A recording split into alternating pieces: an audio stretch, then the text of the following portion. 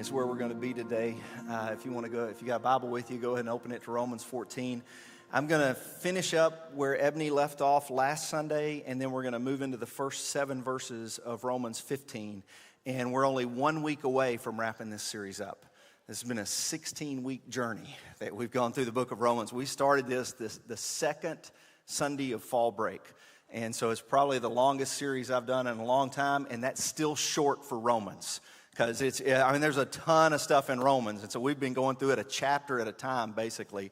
And but we'll wrap that up next Sunday, and then the Sunday after that, I'm starting a new series called Reconstructing.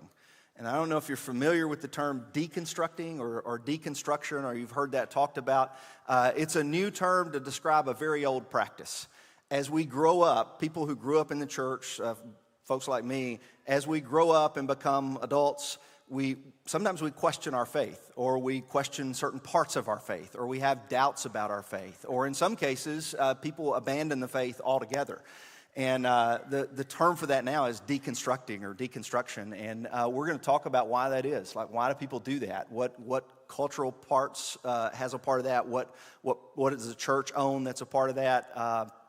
And then we're also going to talk about how do we reconstruct good faith or healthy faith. And so that will start on January 29th, and that's our winter/spring group season. It kicks off on January 29th. So we'll start producing the sermon discussion guides again, and we'll ask everybody that's in a group to go through this with us. So I'll talk about it on Sunday morning, then the groups will have some discussion questions that they can dive just a little bit deeper into the topics on Sunday afternoons or Wednesdays. And if you are not in a group, we're encouraging you to sign up for a group right now. Sign up opens last Sunday. They go through today. Next Sunday, we'll still have some sign-ups open. Tim ended up being sick today, so he's not here. I was going to point Tim out to you so you could go talk to him if you needed some help finding a group. But you can go to murrayhills.com/groups, and you'll see all of our community groups. You'll see our short-term groups. And you click Find a Group, and you just look for one that works best for you. Some of them meet at lunch on Sundays. Some of them meet Sunday afternoons. Some of them meet during the week. We got 3 groups at least that meet on Wednesday nights. There's a men's group. There's a women's group. There's family groups. Some of them are meeting weekly. Some of them meet every other week. Some of them meet monthly. You just find the group that works for you. We got 21 different options for you. And about 80% of our in-person attendance are active in a group right now. So if you're in that 20%, we want to get you active in a group right now. And we do have some good short-term groups coming up as well. Jim Chatham's starting one the 19th, which is Tuesday, Thursday? I can't think that quickly when I'm standing up here. But it's this week, and it's on science in the Bible, if you're interested in that topic. And then there's another one starting up next Sunday on surviving the storms of life. And then we've got Todd's going to be doing one about parenting teenagers sometime in the spring. So our group season runs from January 29th to mid-May. We go with the school year. And so if you are interested in a group, that's how you sign up for one. If you look at all those 21 different options and go, none of those really fit for me, you can start your own group. We do. We've had people start groups last fall, and they were just like, hey, we've got a group of friends, or we got some neighbors, or I got some coworkers, and I would love to just start a group with them. How do I do that? What does that look like? And just email Tim, and he'll step you through the process of starting a group. So Romans 14, let's take a look at our text today. I'm actually going to recover some of the ground that Ebony covered last Sunday, and she did a great job covering it. But you heard her say, this is my favorite passage, so I want to spend a little bit more time going back to some of the verses that she looked at. Also because this verse is about getting along together. And if there's anybody that needs help getting along together, it's Christians. We love to fuss, and we love to fight. And you see that playing out on social media. You see that playing out in denominations. You see that playing out in churches. We fuss about politics. We fuss about doctrine. We especially love to fuss about worship. There's all kind. They even call it worship wars, if you will. So we fuss about stuff going on in culture. There's just if you're a believer, there's always something to fuss about, it seems like. And it used to be that those things only took place inside of churches. So if you were inside of a church, you knew about the squabbles going on inside of that church. But pretty much nobody else knew about it. But with social media, everybody gets to know about it now because you see the fights playing out all across social media. And one of them played out the week before Christmas. And I didn't even catch it. I just barely caught the tail end of the fight. And it was about Christmas services, what you're going to do with Christmas Day. Because last year, Christmas Day fell on a Sunday. And so churches had to decide, well, what are we going to do since Christmas Day fell on a Sunday? Now, pre-pandemic, it wouldn't have been an issue. Everybody would have just had services like they always do on a Sunday. But post-pandemic, churches have figured out, we could do some things a little bit differently here. And so there were churches that said, well, we're going to have Christmas Eve services. So are we going to have Christmas Eve services and then turn around and say, hey, 10 hours later or 12 hours later, we want you to come back for Christmas Day services? Or we just maybe make Christmas Eve the emphasis. And there were other churches that were like, we're going to have both. Or some said, we're not going to do Christmas Eve, we're going to do Christmas Day. So all churches, their leadership had to make a decision. And ours did too. We had to come together and go, what are we going to do on Christmas Day? How are we going to handle that? And so churches made decisions and they communicated that to their members. End of story. Each individual church can do whatever they want with Christmas Day services on a Sunday, right? Not in the age of Facebook. That's not the end of the story. There were some Christians that were like, I can't believe you would cancel services on a Sunday. I mean, on Christmas Day, you would cancel service. Are you saying that the family is more important than the church? Are you saying that this holiday is more important than the body of God? And I mean, and then there were others that were aghast that you would have services on Christmas Day. I can't believe you're having service on Christmas Day. You're gonna make people feel guilty about not coming to church on Christmas morning. Are you saying that the offering is more important than the family? Are you saying that attendance in a building is more important than being with? And that fight played out over Facebook. I don't know if you saw it. I don't know if you shared anything. If you did share anything, I'm not picking on you. I'm not at all. But it played out the way that fights always play out on social media. We share competing memes. We find a pastor that agrees with us and share his blog post, or we find a reel that we like, or and share that video or whatever. And it was this big fuss that happened over Christmas Day services. And I got to thinking about it in the context of Romans 14 and thought, I wonder what Paul would say to us about this little scuffle we have about whether or not we should have services on Christmas Day. And I think he would say something along the lines of, accept one another without quarreling over disputable matters. One person's faith allows them not to have services on Christmas Day. Another person's faith does not allow them to do so. The one who cancels services must not treat with contempt the one who does not. And the one who does not cancel services must not judge the one who does. For each is not accountable to what the other thinks, but is only accountable to God alone. So why do you judge your brother or sister? Or why do you show contempt by posting about it on Facebook? For we all stand before God's judgment seat. Please stop passing judgment on one another and make every effort to do what leads to peace and mutual edification. That's a very loose paraphrase of Romans 14. Okay, I think that's kind of, to bring it forward into today, there was a fuss going on in Rome. Not over Christmas Day services, because they would not have been familiar with Christmas, which is a sermon for another time.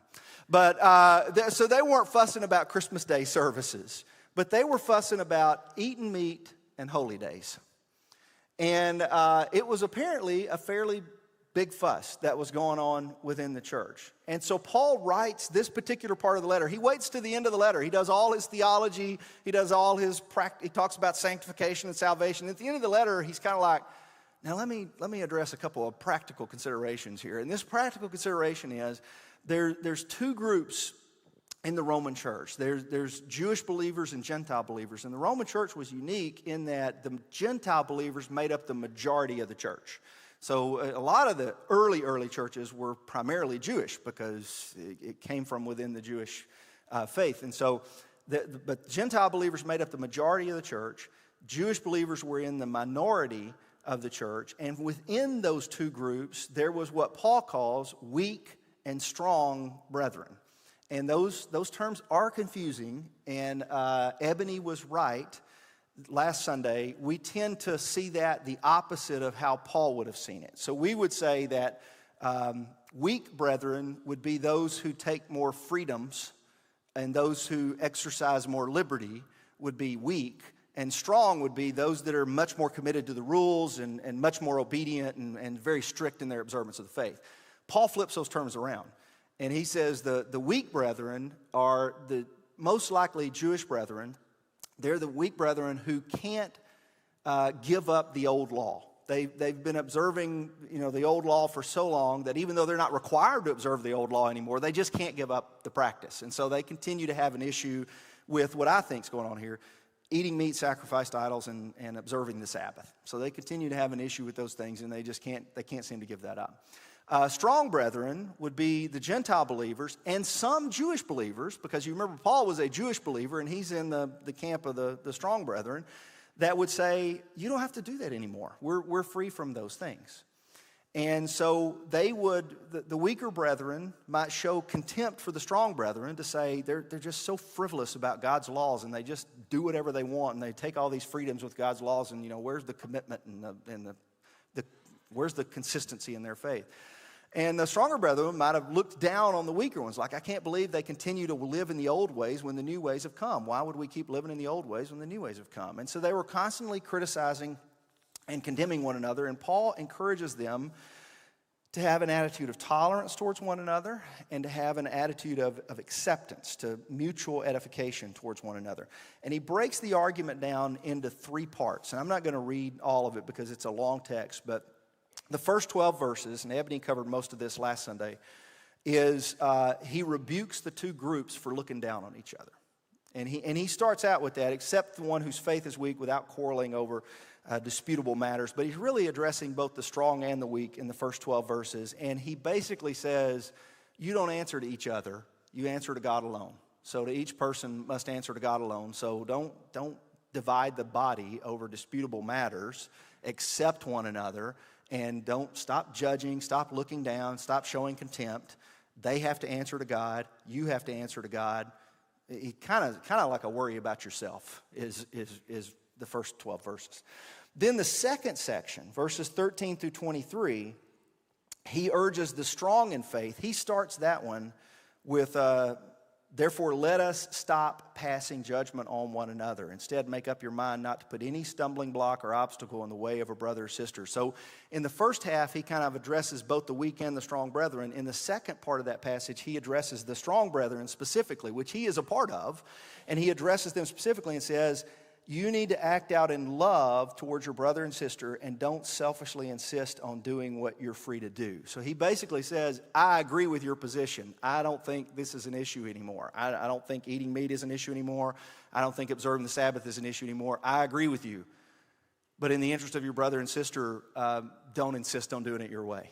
Like you should yield to your brother and sister in the same way that Christ yielded. So you should kind of show the sacrificial love of Christ. And why he put the emphasis, the burden is on the strong. Why he put the emphasis on there, they were the majority of the church, so it could be a concern for the minority. He wants them to feel a part of the church, so he puts that emphasis on there. It could be that Paul was just a part of that group, or it could be that he wants to give the Jewish believers more time. But I mean, this is a significant change that they've gone through. It was a major, major deal in the book of Acts about whether or not you still had to observe the law of Moses in order to be a Christian. And he knew that they needed some time to adjust to that way of thinking and to adjust this new way that's coming. I don't know why, but he does put the burden on the strong. And then in chapters 15, 1 through 7, that last section there, he calls on both of them to follow Christ's example of loving service and to be willing to make sacrifices for the good of the whole body. So both groups he points back, he ends the section by pointing back to Christ and say, act in the way of Christ towards your brother and sister in these matters. The bookends of each of those sections really kind of drive home the point. He begins the whole section, if you throw that up for me, Parker, verses 1 through 3, I think it is. He says, except one whose faith is weak, without quarreling over disputable matters. One person's faith allows them to eat anything, but another person whose faith is weak eats only vegetables. The one who eats everything must not, this is the key verse right here, the one who eats everything must not treat with contempt the one who does not. So the one who believes you have the freedom to do these things must not treat with contempt those that don't believe you have the freedom to do it. And the one who does not eat everything must not judge the one who does, for God has accepted them. And then he ends the whole section Romans chapter 15, starting in verse 5. So I think it is, yeah. May the God who gives endurance and encouragement give you the same attitude of mind toward each other that Christ Jesus had, so that with one mind and one voice you may glorify the God and Father of our Lord Jesus Christ. Accept one another then, just as Christ accepted you in order to bring praise to God. But the key to understand the whole text, the thesis, takes place right in the middle, and it's Romans chapter 14, verse 19. And it's this one right here. I think this is the key instruction to the whole thing. Let us therefore make every effort to do what leads to peace and mutual edification. That's what he's calling them to do. Let us make every effort to do what leads to peace and mutual edification. Now, can you imagine what would happen if every church adopted that attitude towards other churches? All right, let's just, whatever leads to peace and mutual edification, let's just try to get along together. Whatever, if your church decided not to have services on Christmas morning, that's fine. If your church decided to have them on Christmas morning, that's fine. If your church uses drums, that's fine. If they don't, that's fine. If you cage your drums, that's fine. If you don't, that's fine. If you guys are all just waving hands the whole time, that's fine. If that's the way you worship. If you guys are a little bit more reserved and contemplative, that's fine. We're not going to divide the church over disputable matters. If your preacher gets up and yells and stomps and hits the pulpit, that's fine. If your preacher sits on a stool like he can't stand for 20 minutes, that's fine. What if we just didn't fuss over the little stuff? And I'm like, how would that change the church's perception of the world? What if the Southern Baptist Convention got together this summer and they just didn't fuss? Like, we wouldn't know, like, nobody know what to write about. Like, what do we write about? I have no idea what to write about. They're not fussing about anything. They're just treating these, or what if the United Methodists were united? It's like, what if any of that, and I say that, no, my family comes from a United Methodist background, and my cousin is a United Methodist pastor, and we always talk, I'm like, so what's going on with y'all? Nothing? Everything's smooth? Everybody getting along? And he's like, oh yeah, everybody, no breakaway groups, no new denominations, nothing going on here. Everything going on good in your place? Every church does it, and every denomination does it. What if as Christians we took that attitude with one another? And you read this, you read verse 19 and go, this is so easy, isn't it? Let's just do whatever leads to peace and mutual edification. This is easy. This is easy. If it wasn't for envy, jealousy, pride, selfishness, self-righteousness, if it wasn't that whenever I have a different opinion than your opinion, I feel like I need to prove me right and you wrong, or I need to kind of look down on your opinion and go, I can't believe you still believe that. Oh, goodness, or I have to, if it wasn't for human sinfulness, this would be easy. That's the only problem I have with Paul's instruction here. Like, if we weren't sinful, I think we'd have an easy time doing this. But that's exactly why Paul writes it. Paul writes it because he knows we're sinful. And if you follow the New Testament, you know that this is a pretty big theme throughout the New Testament. And I think there's two reasons why. One, every church in the New Testament struggled with this. Just about. I don't want to say every, but just about. Like, you read through the letter, in Acts, we know that it didn't take very long, right after the church formed, it didn't take very long for them to find something to fuss about. And so there was this, let's show grace to one another. Acts chapter 15. The 1st and 2nd Corinthians, Paul spends a ton of the time in those letters saying, you guys got to get along together. Y'all got to stop fussing about this stuff and get along together. Because one of you is saying you follow Apollos, and one's saying you follow Paul, and one's saying you follow Cephas. Come on, guys. This is not about personalities and pastors and leaders. This is about Christ. And then you look in Philippians, he addresses it. In Ephesians, he addresses it. In Romans, he addresses it. On all these New Testament letters, they're always addressing getting along together, which tells you that it's a human sin, it's a human condition. Churches have always struggled to get along together. But I think the other reason that it gets addressed so much is because it's important. Because God obviously feels that this is important.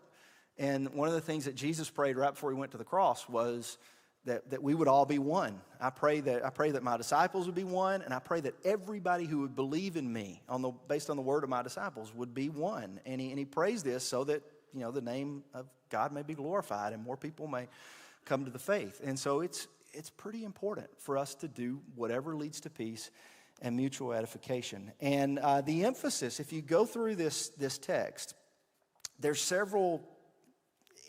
And I don't know where you put yourself. None of us, we always want to put ourselves in the strong position. Like anytime we got to choose between, are we in the weak group or the strong group? Well, we're all in the strong group.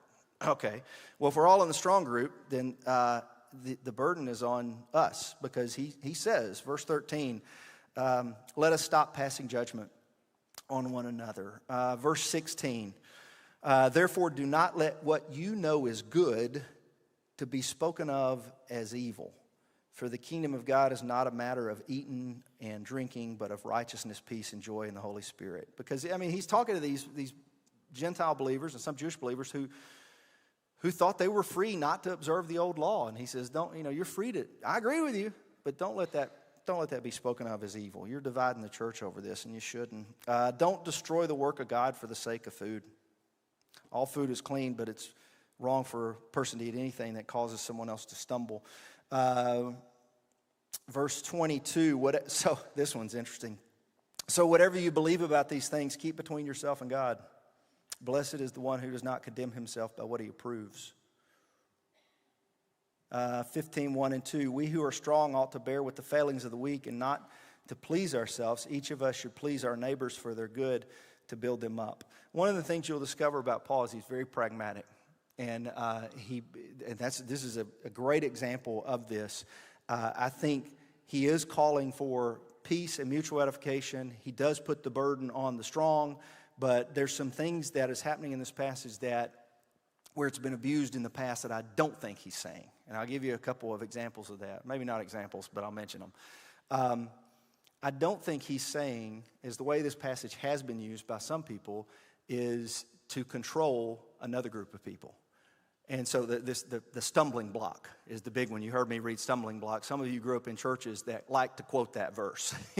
And what it is anytime the church wanted to make a change in anything, somebody would say, yes, but we shouldn't put a stumbling block in the way of our brother or sister. Romans 14, we shouldn't put a stumbling block in the way of our brother and sister.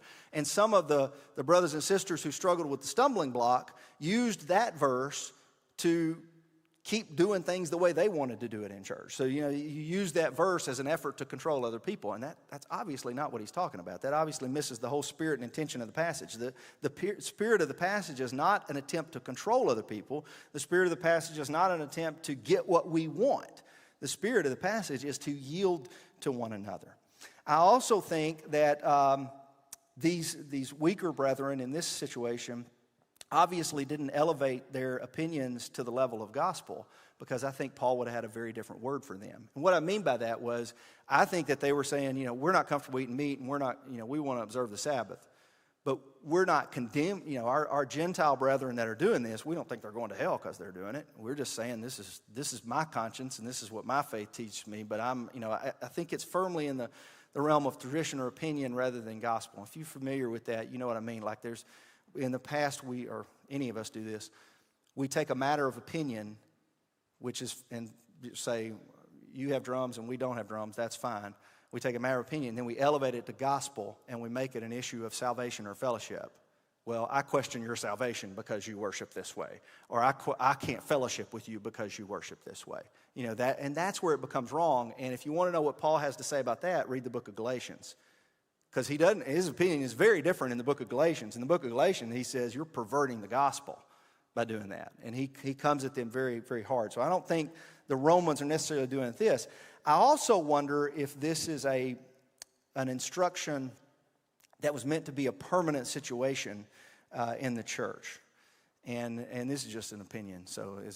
But I think what Paul's doing here is trying to give the Jewish brethren some time to become comfortable or get adjusted to this new reality that they're living in, that they're no longer required to observe the law of Moses. And I know this has been a huge part of your family and your faith and your tradition for many, many years, but You're no longer required to observe those things anymore.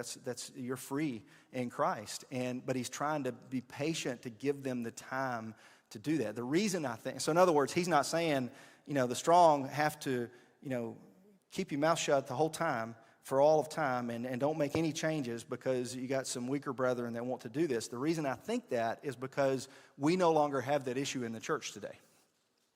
Because if it had been perpetual for all time, we'd still be fussing with that issue. When your small groups got together, you'd still have some people in the small group going, now we shouldn't be eating meat that's been sacrificed to an idol.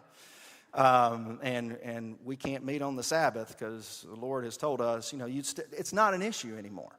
And so it's not an issue anymore. It tells me that at some time those attitudes and those mindsets changed. And so I think it's, Paul's trying to say, be patient. Be patient with your brothers and sisters. So, how much time I got left? Not a whole lot, because I got to introduce some elders to you. I was really scared of this sermon because I didn't know how I was going to end it.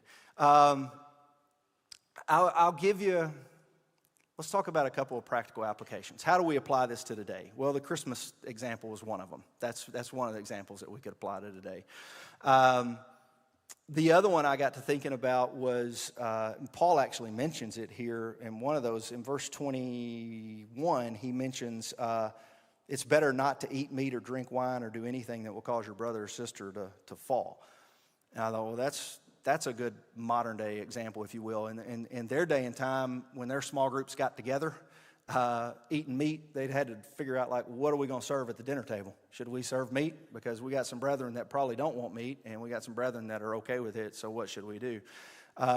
In today's small groups, it might be drinking that's an issue.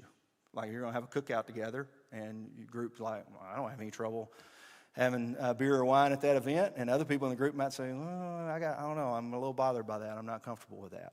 Well, what should you do in those situations?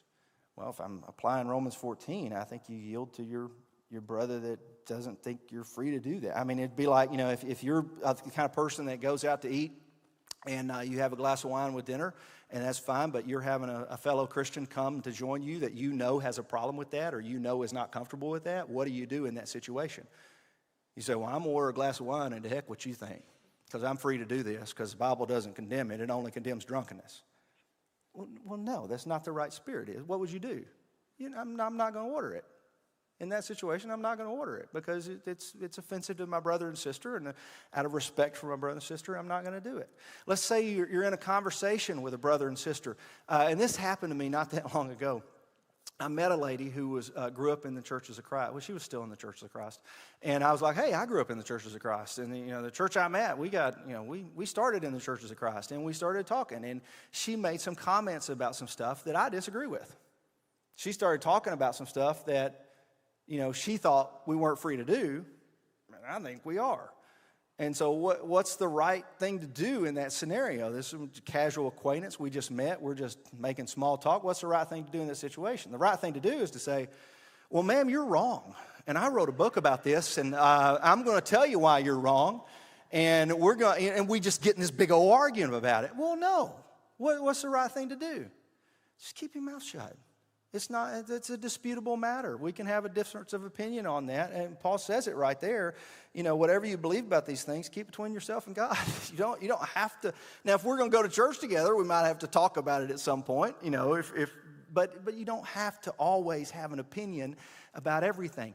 This applies to social media as well. What should you do when you see a fellow Christian post something on social media that's over a disputable matter that you disagree with? What you're allowed to do? I'm going to tell you, this is incredibly freeing. You're allowed to keep scrolling. You're under no obligation to set them straight. You're under no obligation to tell them how wrong they are and why they're wrong, and here's why, and here's what my pastor says, and here's what the Gospel Coalition says, and you're under no obligation. You can just keep scrolling. You know what? They won't even know you saw the post. It's not a conversation. They didn't say this. They didn't say, hey, what's your opinion on this. They just posted it out there. They don't even know that you saw it. You can just keep scrolling. I mean, those are some really simple ways I think that we can practice Romans 14 and 15 today. And it's just it's all about how do I interact with people in a way that leads to peace and mutual edification. And I know sometimes you're going to have to speak up. I understand that. Sometimes it's going to be something that you have to address. I get that. But it's having this heart and mind of Christ that sometimes it's okay for me to keep my mouth shut. Sometimes it's okay for me not to enter into the debate, even though I think it's okay and you don't think it is okay. That's fine. I'm just not going to enter into the debate. Sometimes it's okay for me to not exercise freedoms that I think I am free to do, but I'm not going to exercise it just out of consideration for my brother and sister who may have a problem with this or may struggle with that. And that's the gist of what I think Paul is teaching us here. And it's not easy. It's not easy, but it is simple. It's very simple to understand. It's not easy to do because of human sinfulness. So let me say a word of prayer for us, and then we got one more thing to do today. So let me pray. Father, I'm thankful for this teaching. I'm thankful for what we read in your word, and it is always so challenging to take. I always think the easiest part of teaching a text is the exegesis, in a sense, because we can understand what Paul meant to them in their day and time, but sometimes pulling that forward is difficult for us to understand exactly what that looks like. And so I pray that we are always yielding to your Spirit, and we're always trying to follow the way of Christ. And when we don't do that, and there's times we won't, when we don't do that, please forgive us for those things, and please help us to show grace to our brothers and sisters. And we pray that they show grace to us as well. And it's in the name of your Son, Jesus, we pray these things. Amen. All right. See, if your small groups were meeting tonight, you'd have all kind of stuff to talk about. That's just an example of all the good controversy you could get into tonight. We've got our offering. Is that up there? Parker, was I supposed to do that? Okay, good. It's right there. There's the offering. You kind of know how it works. There's all the information. Most of you give electronically, and that's the information there. If you're giving by check, those boxes that Scott mentioned, you can drop it in there as you leave today. Step 1 is coming up, so if you have not signed up for that and you want to sign up for that, that's January 29th after the second service. Just mark, I want to learn about becoming a member on the back of that box, and we'll send you a registration link for Step 1. This is for anybody that wants to know more about Murray Hills, anybody that wants to interested in joining Murray Hills, anybody that's got a bunch of questions for me. I do Q&A in that session as well. Tomorrow is MLK Day. Some of you may be off work. I would invite you to come out at 9 a.m. tomorrow downtown at the square. We're having there's a program and then a march at 9 a.m. And so it'll start right at I think it's on the west portico of the courthouse. We'll start right there. And the march goes down past Ted's, turns left onto East 8th Street, and Mount Calvary Missionary Baptist Church is where it ends up, and they got breakfast and refreshments. And so I'd encourage you to come and be a part of that. They've asked me to play a small role in that program, and so I'd love to see some Murray Hills faces there. Last thing we need to do today is we want to recognize or let you know about our new elders. But before we do that, I want to recognize the elders that will be rolling off. So we do our elders in terms. So they serve a 3-year term, or they can serve 2 3-year terms. So they can serve for 6 years. And we've only done that for a few years. So we haven't, this is kind of a new model that we began doing. Some churches may disagree with it. That is, again, a disputable matter. Should your elders serve terms or not serve terms? You know, should they have lifetime appointment, or that's a disputable matter. And I had a conversation about that at a basketball game not too long ago. So just another great example of Romans 14. But our elders serve terms. So they serve for 3 years, and then they roll off, and we have new guys that roll on. So I want to recognize just some of our guys that are rolling off right now, and I've just got a little gift I wanted to give them, and have you thank them for their service to the church. But the first one is Randy Stevens. So Randy, if you would mind coming up and receiving this, we want to thank you. Thank you so much. Randy and Lisa were original members, or charter members, or I don't know what you call it, but they've been here for 21 years, what I'm trying to say. So it was really neat. And it took us, how many times we asked you to serve as an elder? 4, 5, 6, we finally got him, and so he served a 3-year term for us, and we're very thankful for what Randy did. John is not in this service. I know that because John sits right there where Brad and Peggy sit, but John Carnahan is also rolling off, and so if he's in the second, I'll recognize him there. Yep. Interesting thing, John and his family have also been here for 21 years, but interesting about John is he's our first second-generation elder. His father also served as an elder at this church, so he was our second-generation elder. So it means we're growing up as a church. And then my last one I want to recognize is Scott Arnold. And so Scott is rolling off this year as well. Scott, thank you. Scott has served 6 years, and I don't think y'all... How long have you been at Murray Hill, Scott? Put you on the spot. 2006. And he was baptized here at this church. And so I think that was cool to have him serve as an elder here as well. And he's been an honor to serve with these 3 men. I've got 2 that I want to introduce to you that are rolling on to the eldership. And then I'm going to ask Scott to pray over them. And I really should have written out their bios because I didn't. I forgot about it until I got here. So I may bounce around a little bit here. But we have two men that have been meeting with our current elders. They came from nominations that you gave us. And then they've been meeting with our current elders and processing this and thinking about this and praying about it over the period of the last 2 to 3 months. And our first one is Barry Brooks. And you can see his family there. I'm going to go start on the far left there is his son Coble. That's his fiancee Lydia. And then you've got his daughter Maddie and her husband Colin. And then his wife Jill. And then his daughter Colleen and her husband Hector. And that's his first grandchild Selah on the far right there. Barry was born and raised in the Hampshire area. I want to give you just a little bit of information so in case you don't know these guys. But he was born and raised in Hampshire. Graduated from Hampshire High School in 1991. Attended Columbia State. Met his wife. Dated 4 months in 92. Engaged 4 months. They've been married for 30 years. And he's worked at Farm Bureau, Gaylord, and he's currently working with Enable Resource Group in Brentwood. And they've been here. Where were you, Barry? I saw you come in somewhere. How long y'all been here, Barry? 13 years in October. Okay, 13 years. So, and then our second person we're installing as an elder today is Wayne Goins. And that's his wife, Annie Ruth there. Wayne grew up in Mount Pleasant. And he said that should explain the rough edges. It doesn't. I grew up in Hohenwald. He graduated from Halong High School in the class of 64, served in the United States Air Force, also attended Columbia State. He's worked for several places, but he retired in 2019. But then his son started a business, Roof Systems. He's got a son, Cody, a daughter-in-law, Sarah, and grandchildren, Jamie, Greer, and Meg. His son started a business, and he's gone back to work part-time that turned into full-time. And so he's doing that with his son. And they began attending Murray Hills in January of 2019. So they just recently began their 5th year at Murray Hills. But I want to ask Wayne and Barry to come forward. Your wives can come with you if you want. I told Wayne they don't have to because I know my wife would not want to do this, but that's okay.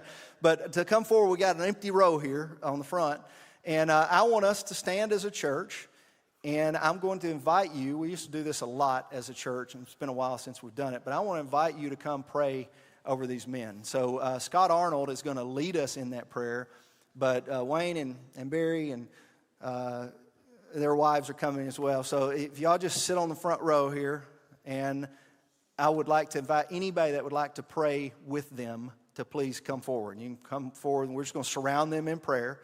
And this will be our closing prayer as well. I do have a mic.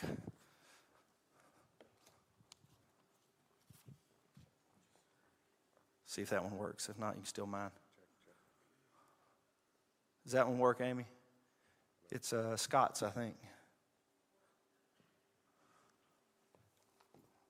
Let's try one more. Oh, the board locked up. Well, you're going to have to use mine then.